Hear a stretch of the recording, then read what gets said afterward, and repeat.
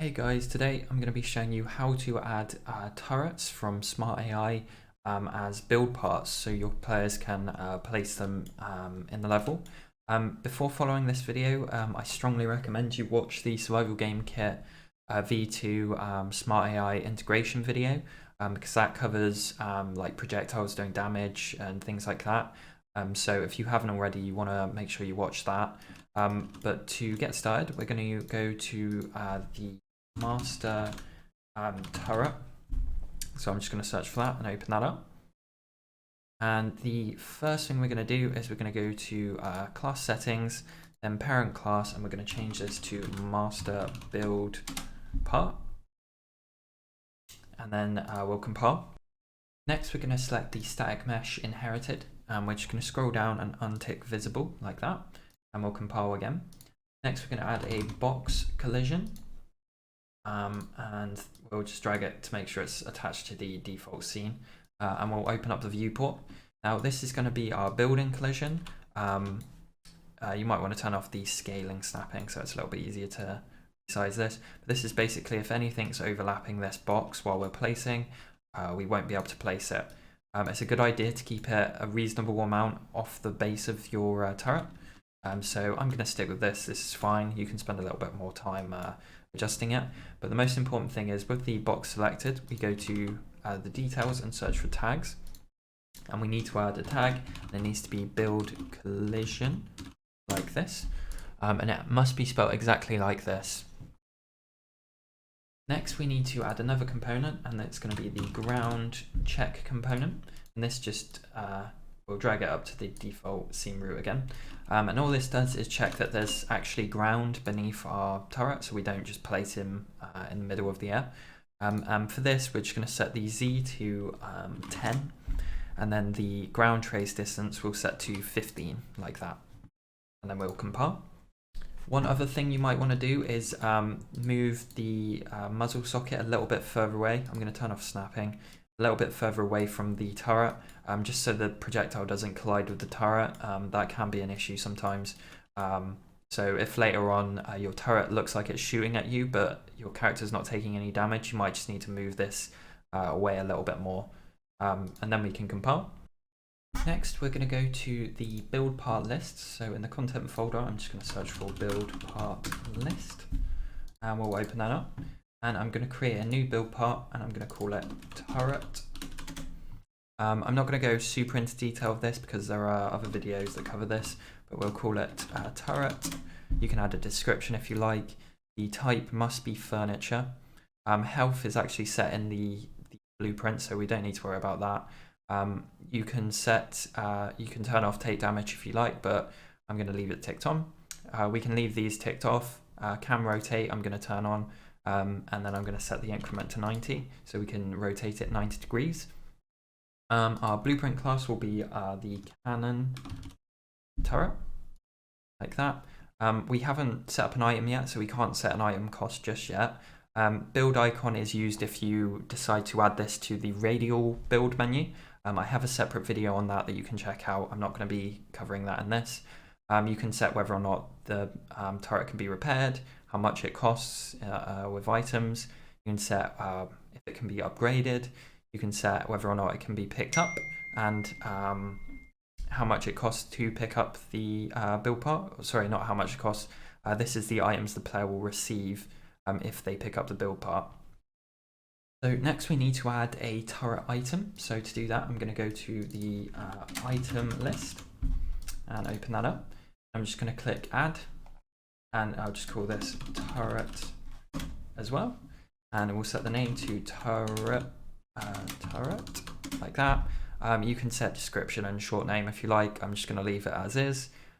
You can enable stacking and all of these other things. I have a separate video on adding items that I go into much more detail about this. But for a building item, we do need some specific things. So inventory actions, we'll add a new one, and this needs to be set to place. And I'm just going to put the action text as place. And then quick use action needs to be place as well, like that. And then we're going to go down to build part details, and we're going to change this to the turret that we just created in the build part list, like that. Now I'm just going to use the treasure bag as the static mesh item for this item. And for the UI details, you probably have your own icon that you want to use. If not, you can check out the icon maker video I have. But I'm just going to reuse, say, the ammo icon. So our item will look like ammo, but it'll be the turret in our inventory. So now we can save this, and we'll go back to our build part list, and we're going to set the item cost to the item we just created. So we'll search for master item list, and we'll set this to turret. So now our turret will cost 1 turret item that we just created. Next, there's a few changes that we need to make in the turret component. So I'm going to just search for turret, and we'll open up the turret AI component, and we're going to go to the perception, then perception check. And in here, we're going to make some modifications. First thing we're going to do is we're going to change this to weapon, and then we'll compile. Next, we're going to try and make a little bit more space here, because we do need to add some nodes. We'll move this down here. And so first we're going to do find look at rotation, and the target will be our node down here. Then from that, we're going to do get rotation x vector. From that, we'll drag out and do multiplication, and we want by float. Then we'll drag out from the float value and do plus, and the bottom value we want 200. And then we'll drag out from our node here and do minus vector, and connect that up to our target actors get actor location. From that, we'll do vector length, and we'll attach that to the top value of the plus. And then from here, we want to drag out from the times node, and we'll do another plus, and this will be a plus vector, but we want this connection to be in the bottom. And then we want the top one to be our get world location here, and we'll plug this into the end value like that. So it should look like this. Next, we don't want our turret to be shooting at people while it's in the preview mode. So what we'll do is we'll do get owner, drag out from that and do placed. We want SGK is placed, and we'll drag out and do an if, and then we want if true. So that will stop our turret shooting at people while it's in the preview mode. And then next we want to make it so our turret doesn't attack its owners. So we'll do get owner, we'll drag out from there and we'll do is owner. And then we will get the target actor, do a cast to character. And from that we'll do get controller. And we want to do get component by class, and then set the component class to player inventory.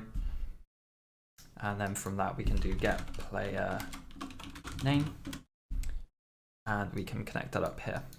So if the cast succeeds, we can check if the player is an owner, and if they're not an owner, then we can carry on with the checks. I will take this true node connection and plug that in here, and then if it's not a character, we'll just carry on as normal like that. So it's a little bit messy, but once you're done, it should look a little bit like this. Now, one of the last steps is we're going to need to go to our cannon. So if you go to the content folder and just search for cannon, we can open up the cannon turret. And in here, in the class defaults, we need to set the build part. So this needs to be set to the turret that we created earlier. You can also set the health values here if you like. Make sure that you set them both to the same value, and you can set a destroy sound here as well as if you like. So now I'm gonna just drop one of my, well, what I'll do actually is I'll just copy and paste this item here, and then with it selected, we can just go to the item drop down and change this to our turret item that we created earlier. There is one change we do need to make, and that's in the turret component. So I'll just open that back up quickly. And in here where we are doing the cast here, we want to add an isValid off the controller like that. And we'll connect that up here. And then from the player inventory component, we'll drag out again and do another isValid like that. And connect these up like this. And then our isNotValid, we can just plug into here, and the same with this one as well. So it should look like this once you're done. Then you can compile. Now, because we changed our muzzle socket in the master turret and not our cannon, you may need to do it in here as well. So just in our cannon turret, you might need to move this a little bit further away from the turret, like that. So now we're ready to test. We can hit play. I've spawned in with 2 characters just so we can test this. I'm going to pick up my turret and I'll right click to place. You can see we've got our preview working. Our collision seems to be working as well, which is good. We can rotate. He's not shooting anyone while in preview as well, which is good. So I'm going to place it down, and it's actually consumed our item as well, which is good. And I'm just going to swap over to our character that isn't an owner. And if we jump in, he should start shooting at us like that. You shouldn't have this debug thing on, but mine's turned on. You can see we're taking damage. If I run out of the zone, he stops. And if I go back, remember this guy's the owner, so he's not going to attack us. And everything should be working just fine.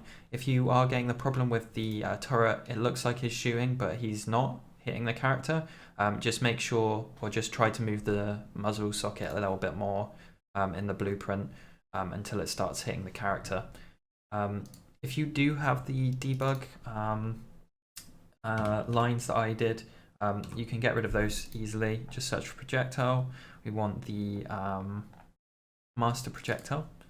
And in here, there's a line trace, I believe, down here, and you can just change this to none. But that's pretty much it for this video. Hopefully you guys find it helpful, and thank you for watching.